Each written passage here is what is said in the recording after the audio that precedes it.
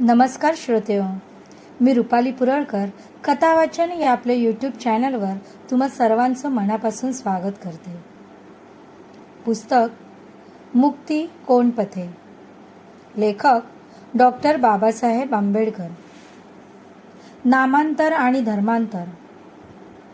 येथपर्यंत धर्मांतराची कारणी-मीमांसा तुमच्या पुढे मी मांडली आहे. ही कारणी-मीमांसा तुम्हाला विचार प्रवर्तक होईल अशी मला आशा आहे.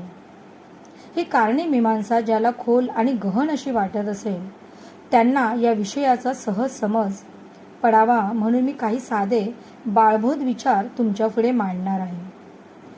या धर्मांतराच्या प्रश्नात नवे असे काय आहे? खरे म्हटले असता हिंदूंचा आणि तुमचा सामाजिक संबंध काय आहे?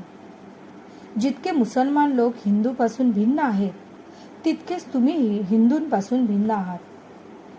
ख्रिस्ती समाज हिंदूपासून जितका भिन्न आहे तितकेच तुम्हीही हिंदूंपासून भिन्न आहात. ख्रिस्ती व मुसलमान यांच्याशी जसा हिंदूंचा रोटीबेटी व्यवहार होत नाही तसा तुमच्याशीही होत नाही. तुमचा आणि हिंदूंचा समाज हे आता सुद्धा निरनिराळे वेगवेगळे दोन समाज आहेत. धर्मांतर केल्याने एका समाजाचे दोन तुकडे करण्यात आले असे कोणालाही म्हणता यायचे नाही व कोणालाही वाटायचे नाही. आज जसे तुम्ही निराळे आहात तसेच धर्मांतर केल्यामुळे निराळे होणार आहात. धर्मांतराने नवे असे काही होणार नाही हे जरी खरे आहे तर धर्मांतराचा बाऊ कोणाला का वाटावा हे मला समजत नाही.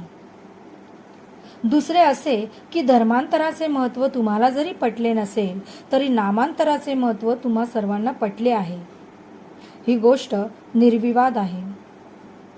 तुमच्यापैकी कोणालाही तुझी जात काय म्हणून विचारले तर ती चोखामेळा, हरिजन वगैरे नावे सांगतो, पण महार हे नाव सांगत नाही.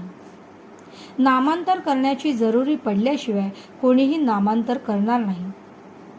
अशा प्रकारचे नामांतर करण्याचे कारण अगदी सोपे आहे. अपरिचित अशा माणसाला अस्पृश्य कोण व स्पृश्य कोण हे सांगता येणार नाही आणि म्हणून जोपर्यंत जात कळली नाही तोपर्यंत स्पृश्य हिंदूच्या मनात कोणत्याही प्रकारची दूषित भावना उत्पन्न होत नाही. प्रवासात अपरिचित स्पृश्य व अस्पृश्य बंधुभावाने वागत असलेले दिसतात. एकमेकांपासून विडी पान घेतात, फळफळावळ घेतात, परंतु त्याच माणसास ज्याच्याशी आपण व्यवहार करतो त्याची जात कळली व त्याची जात अस्पृश्य आहे असे समजले की त्याच्या मनात तिरस्कार उत्पन्न होतो. त्याला तिडीक येते व आपल्याला फसवले म्हणून त्याला क्रोध येऊन प्रवासात जडलेल्या मैत्रीचे पर्यावसन शिवीगाळीत व मारहारीत होते. हा अनुभव पुष्कळांना असेल अशी माझी खात्री आहे. हा असा प्रकार का होतो हे तुम्हा सर्वांस अवगत आहे.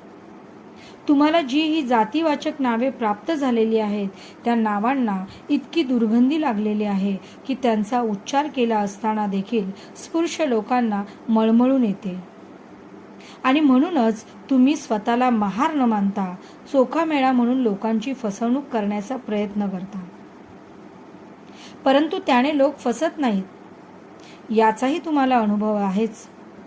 कारण चोखामेळा म्हटले काय किंवा हरिजन म्हटले काय जे समजायचे ते समजतातच.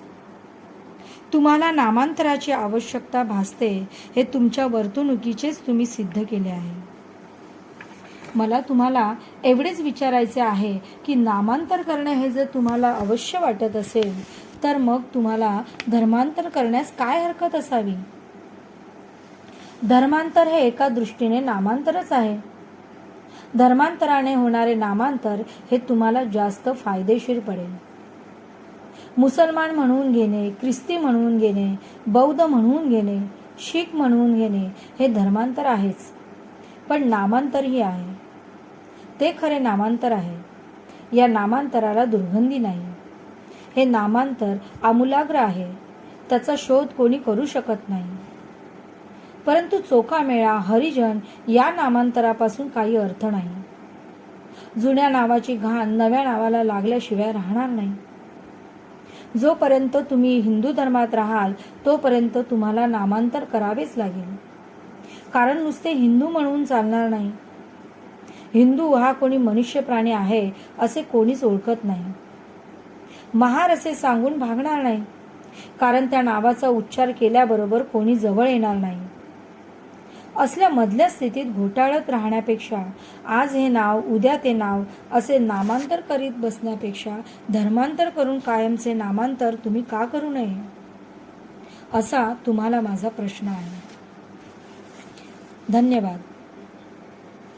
श्रोते हो, आजचा भाग तुम्हाला कसा वाटला मला कमेंट करून नक्की सांगा.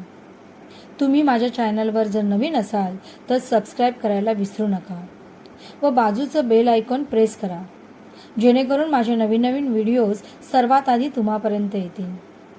तसेच लाईक आणि जास्तीत जास्त व्हिडिओ शेअर करा. धन्यवाद.